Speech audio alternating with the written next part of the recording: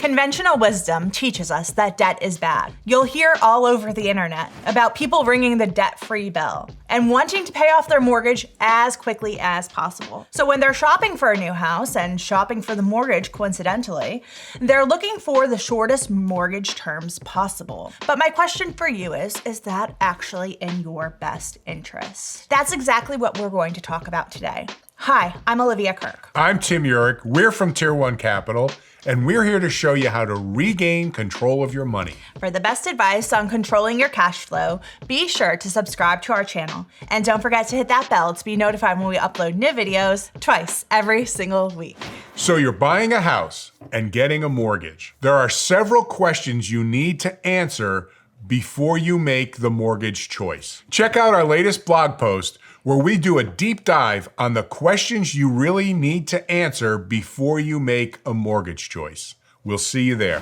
When it comes to debt, the mortgage often has the highest balance and the highest monthly payment of all your debts, especially right now with interest rates so high. So it makes sense to want to knock that down so you're not wasting money paying interest to the bank. But here's the problem with paying off the mortgage.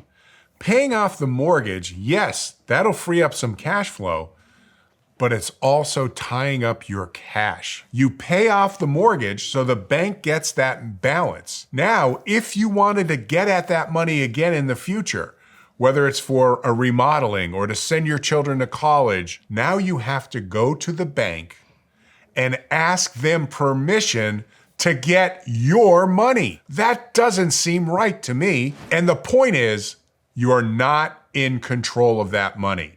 Think about how hard you had to work to generate the profits or to make that income, and now you're giving that money to the bank and letting them make a decision as to whether or not you're worthy of getting your money. Not to mention, if you become disabled or quit your job, chances are you're not going to qualify for access to that home equity, whether it be refinancing and getting a new mortgage or doing a home equity line of credit. You have to prove creditworthiness, and in the bank's eyes, that means you have a job and means to repay that loan. So when it comes to considering what term of mortgage is best for you or how quickly you should repay that mortgage, there are a few things you need to consider. Number one, does paying off your mortgage sooner increase your net worth? Well, the answer is no, because it's a collateralized loan.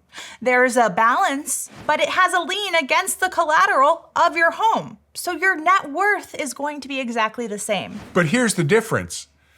Let's say you had a $100,000 mortgage balance. The day before you paid off that mortgage, you owned and controlled $100,000 of cash. The next day, when you paid off the mortgage, the bank owns and controls that $100,000 of cash. It's not yours anymore. And I guess intuitively we understand that. But again, is that actually moving you forward? You went from a situation where your net worth didn't change and you controlled $100,000 to a situation where your net worth doesn't change and you no longer control $100,000. Leave us a comment down below. What do you think about paying off your mortgage quickly now? Have you reconsidered? The second question you need to consider is, will paying off your mortgage sooner affect the value of your home? And the answer, again, is no.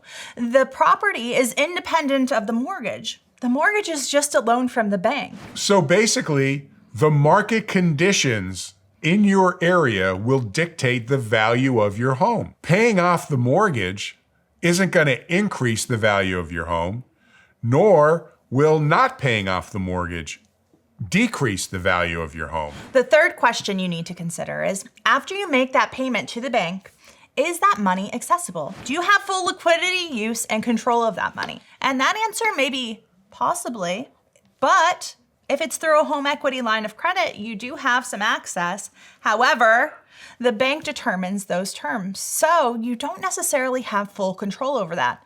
Additionally, something that's not often considered with a home equity line is that the bank has the control to call that line where you have to term out the loan or pay it back in full, which happened back in 2008. When the economic conditions in our country change, when the economy starts to slow down, access to other people's money, from banks and credit companies is the first thing that dries up for you. Is that a position that you really want to put yourself in? And the fourth question you need to consider is, will paying off your mortgage sooner or immediately really put you in a safer financial position?